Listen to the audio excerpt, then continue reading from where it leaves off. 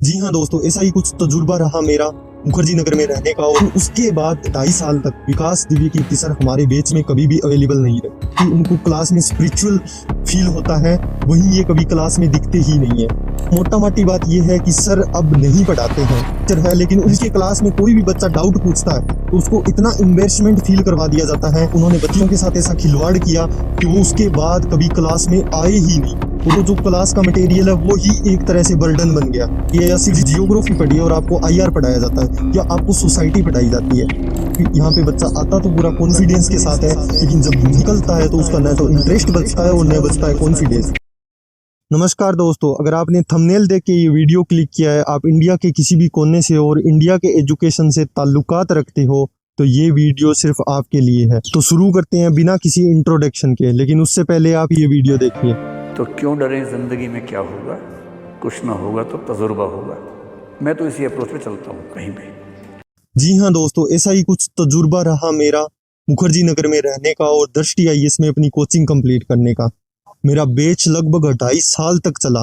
वैसे तो यहाँ जितने भी बैच शुरू होते हैं वो मोस्टली 2 साल में कंप्लीट हो जाते हैं, लेकिन मेरा बैच 2.5 साल क्यों चला, कोचिंग की क्या कमियां रही, ये मैं वीडियो के लास्ट में बताऊंगा।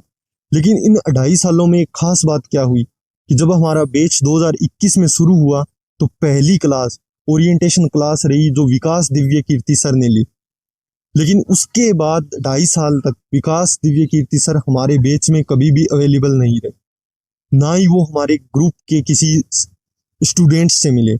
जब मैंने उनसे पर्सनली मिलने की कोशिश की तो उनकी टीम के द्वारा कहा गया कि सर का शेड्यूल काफी बिजी रहता है, सर को 1 मिनट का भी टाइम नहीं रहता, वो ऐसे नहीं मिल सकते, आपकी जो भी समस्या है आप हमें बताइए। लेकिन उनमें से कुछ प्रॉब्लम ऐसी थी जो उनको बताने के बाद भी कभी भी ठीक नहीं हुई, और कुछ ऐसी प्रॉब्लम थी जो मैं सिर्फ सर को ही बता सकता था। लेकिन अब आप एक और वीडियो देखिए। मेरे जीवन में ऐसा कुछ भी नहीं है। मैं सुबह आराम से 9 साढ़े 10 बजे उठता हूँ, एकदम आराम से उठता हूँ। तो हम लोग नाश्ता करते हैं, फिर 1 आध घंटा गप मारते हैं, बढ़िया से दिन भर की गप मार लेते हैं उसी समय। तो 11 से 12, कभी कभी 12:30 हम गप चलाते हैं। फिर ऑफिस जाता हूँ। मेरा ऑफिस जाने का टाइम कुछ फिक्स नहीं होता है। 1 से 2 तक मैं ज़रूरी मीटिंग्स अगर कोई हो तो वो पूरी कर लेता हूँ। उसके बाद कोई काम होता ही नहीं मेरे पास।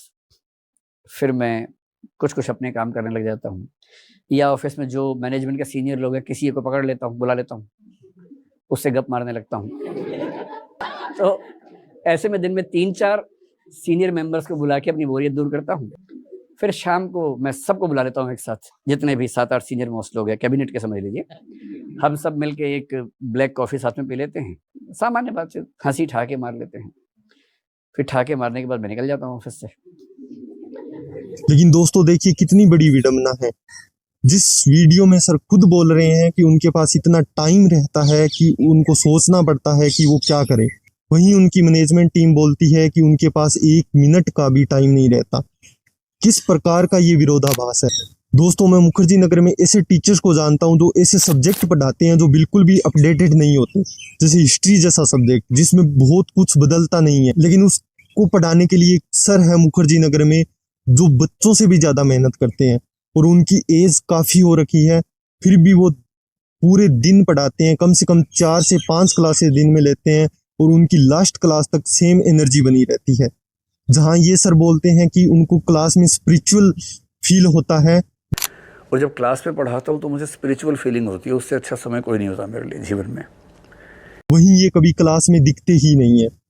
हाँ, मैं इस बात से डिनाई नहीं करता कि ये टीचर अच्छे नहीं होंगे, 1-2 पॉइंट आपको अच्छे मिलेंगे कि सर मेंस वाले बच्चों को अच्छे से प्रिपेयर कराते हैं, लेकिन उन बच्चों का क्या जो पीटी के लिए तैयारी करते हैं और दृष्टि आईएएस में इसलिए एडमिशन लेते हैं कि उनको विकास दिव्य कीर्ति सर से पढ़ने का मौका मिलेगा। दोस्तों, विकास सर ऑप्शनल के लिए हिंदी लिटरेचर, एथिक्स और ऐसे पढ़ाते हैं। ऐसे की 12 क्लास से 15 क्लास होती है, वहीं एथिक्स की लगभग 75 क्लासेस थी, और वहीं ऑप्शनल की बात करूं तो 157 क्लास थी जो अभी तक अपडेट नहीं की गई।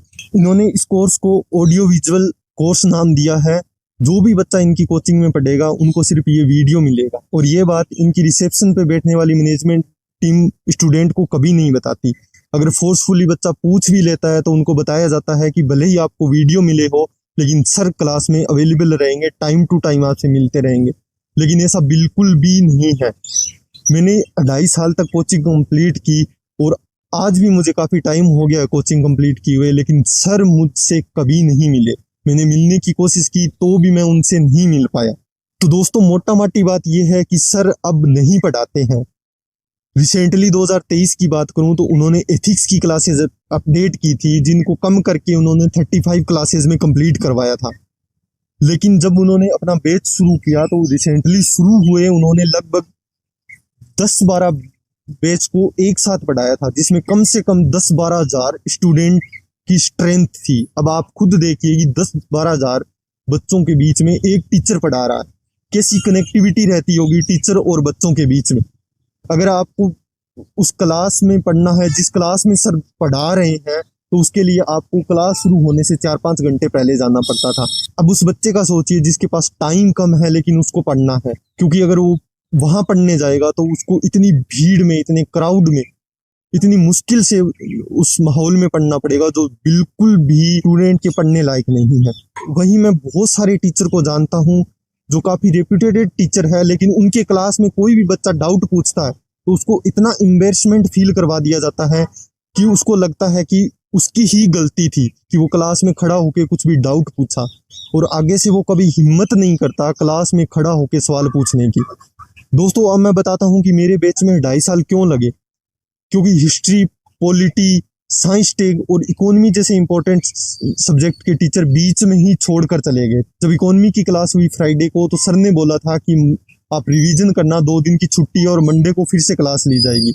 और उनका टीचर का काफी नाम है, लेकिन उन्होंने बच्चों के साथ ऐसा खिलवाड़ किया कि वो उसके बाद कभी क्लास में आए ही नहीं, और उस बात को लगभग 1.5 साल हो गया है। उसके बाद जो नए टीचर आए उन्होंने 100 क्लास ली और उसके बाद उन्होंने क्लास लेना शुरू किया, ये विशेष क्लास, वो विशेष क्लास, पीटी विशेष क्लास। आप 100 क्लास ले रहे हो, उसके बाद भी आपकी कमी रह जा रही है कि आप स्पेशल क्लास ला रहे। इतनी पीडीएफ, इतने नोट्स की वो जो क्लास का मटेरियल है वो ही एक तरह से बर्डन बन गया। जिस चीज को आपको सिंप्लीफाई करके देना था उस चीज को ही आप इतना टफ बना रहे हो कि बच्चे को बार बार कोचिंग करने की जरूरत पड़ रही है। इसी के साथ मैं एक इम्पोर्टेंट चीज पे और बात करना चाहूंगा, वो ये है कि कोचिंग वाले अपने सब्जेक्ट सीक्वेंस को बिल्कुल ध्यान में नहीं रखते। हालांकि वो कई बार ऐसा कर देते हैं कि उनका पहला सब्जेक्ट इजी रहता है और वो सब्जेक्ट सीक्वेंस के हिसाब से रहता है, लेकिन उसके बाद जो भी सब्जेक्ट चलते हैं उनका कोई ताल्लुकात नहीं रहता। कोई भी सब्जेक्ट कभी भी शुरू हो सकता है।